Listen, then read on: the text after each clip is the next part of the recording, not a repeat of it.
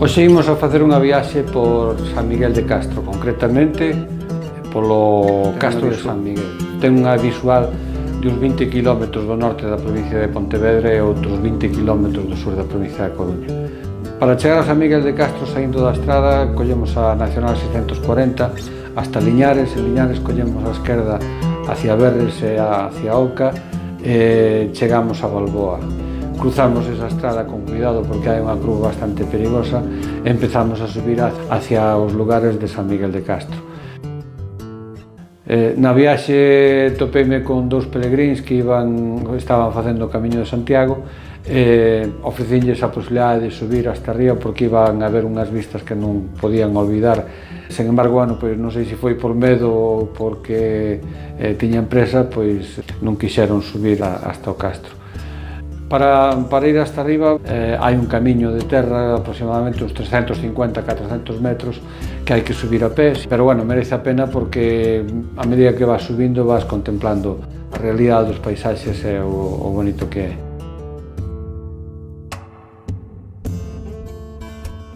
E pódense ver unhas imaxes estupendas con esos meandros do río Ulla, con esa vista que ten do Pico Sacro, con esa vista das pontes de San Xoán da Cova, a Nova e a Vella.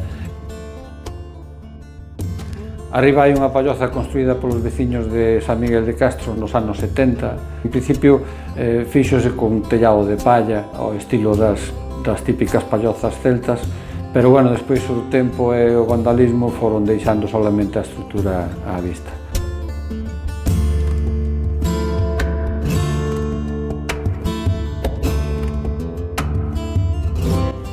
O retorno fixeno polo Camiño de Santiago tradicional hasta Gundián. Despois de Puente Ulla collín pola carretera da estrada hacia Arnois, bordeando o río Ulla hasta Paradela.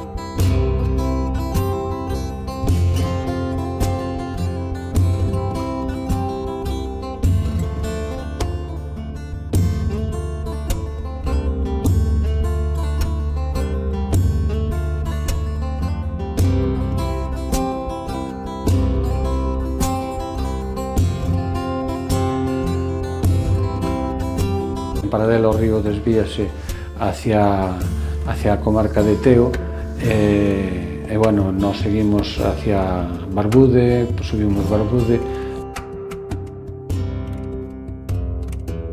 Logo de Barbude pasamos por Ponte Nogueira.